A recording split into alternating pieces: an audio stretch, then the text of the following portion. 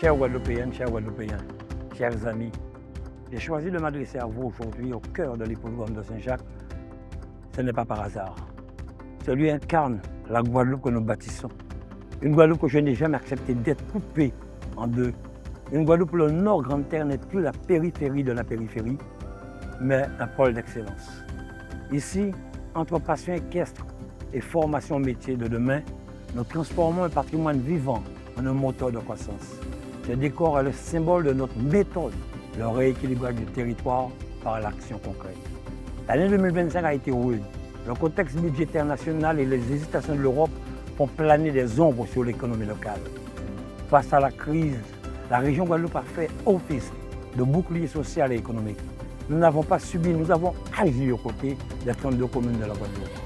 À l'échelle européenne, depuis le mois d'avril, nous assumons la présidence des régions ultrapériphériques pour faire entendre au plus haut niveau nos besoins réels.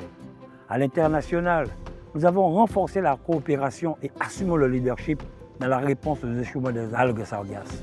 Contre la vie chère, depuis 2023, nous avons pris nos responsabilités en baissant les taux d'octroi de mer sur plus de 4000 produits de consommation courante. Pour l'emploi, 624 entreprises ont été propulsées grâce à notre partenariat avec la BPI France. De 25% de chômage, nous sommes passés à 16,50. Pour notre souveraineté, nous investissons massivement dans l'hydrogène vert et l'économie circulaire pour que la Guadeloupe ne dépende plus de décisions prises à des milliers de kilomètres d'ici. Nous ne faisons pas que protéger, nous bâtissons. La pose de la première pierre du nouveau hôtel Guadeloupe Aéroport et la construction du pôle Manomol illustrent notre ambition. Ce projet ouvre des perspectives majeures avec la création de plus de 300 emplois et vient muscler notre arsenal touristique pour faire de la Guadeloupe une destination d'excellence. Gouverner, c'est aussi affronter les urgences du quotidien. Sur le dossier de l'eau, malgré les 220 millions d'euros injectés par la région pour soutenir le CMGAG, le compte n'y est toujours pas. 2026 sera l'année de choix décisifs, partagés avec l'État et les collectivités territoriales pour sortir définitivement de cette impasse. La sécurité, c'est aussi la robustesse de nos infrastructures. Nous poursuivons sans relâche la mise aux normes de nos ouvrages d'art, à l'image du pont des Lilles à Petit Canal. Nous maintenons le cap sur les grands chantiers structurants.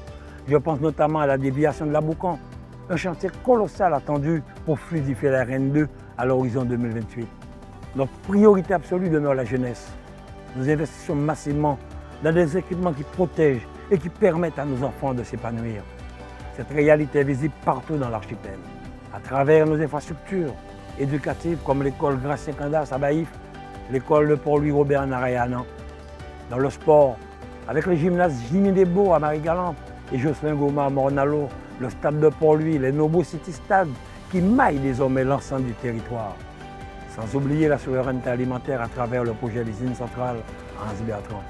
Le développement et l'attractivité de la Guadeloupe se nourrissent également de nos cultures riches et fertiles. J'ai une pensée particulière pour Jacques Martial, dont la mémoire continue à inspirer le MAC dans ses projets.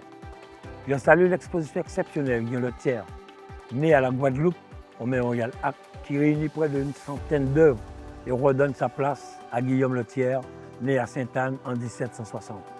C'est une fierté qui démontre que notre archipel est une terre de talent, de champions et de beauté, comme en attestent les nombreux films financés par la région, tels que Wish, Zion, Force Fanon et bien d'autres encore. Dans cet esprit, je remercie au nom de tous Naomi Torrent et Ophélie Mézineau qui ont porté haut nos couleurs en France et dans le monde. Parmi nos priorités, pour l'avenir, je tiens à souligner notre engagement concret sur la formation métier de la mer qui prépare notre jeunesse à exploiter nos ressources marines avec innovation. Sur le campus université de santé, faculté de médecine, qui figurera parmi nos infrastructures pour mieux former la médecine, mieux protéger, mieux soigner notre population.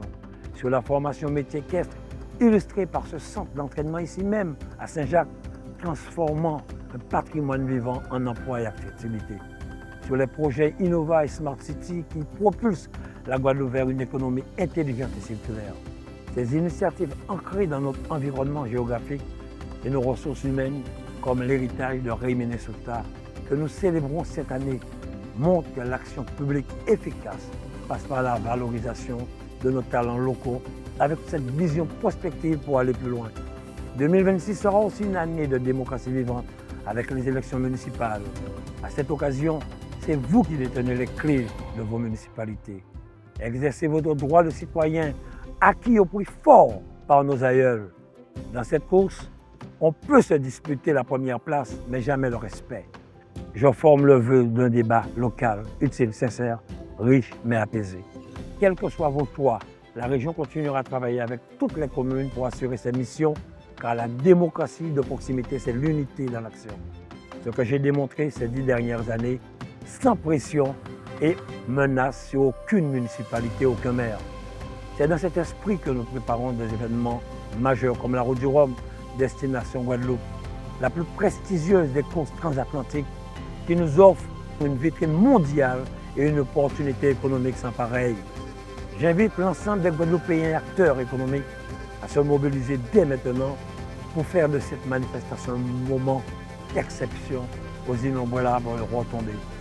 Chers compatriotes, cette année le défi, restons unis et déterminés. Ensemble, comme collectif, allions nos forces et nos idées en vue de franchir un cap de développement au service des plus fragiles. En cette période de fête, j'exprime tout mon soutien à nos soignants, nos pompiers, nos policiers et gendarmes et à nos bénévoles engagés à notre service. Mes pensées vont particulièrement aux familles éprouvées, à celles et ceux qui luttent contre la maladie, qui traversent le chagrin et la peine. À vous, je veux exprimer toute ma compassion et ma solidarité. Que 2026 vous apporte des jours meilleurs, la force de surmonter ces épreuves et la sérénité méritée. Je suis et resterai à vos côtés dans l'intérêt de notre région, Guadeloupe. Bonne année 2026. On nous montre solidarité, on nous une belle région, belle Guadeloupe, en que gourmet pour en que gourmet avec autres pour nous faire la Guadeloupe avancer.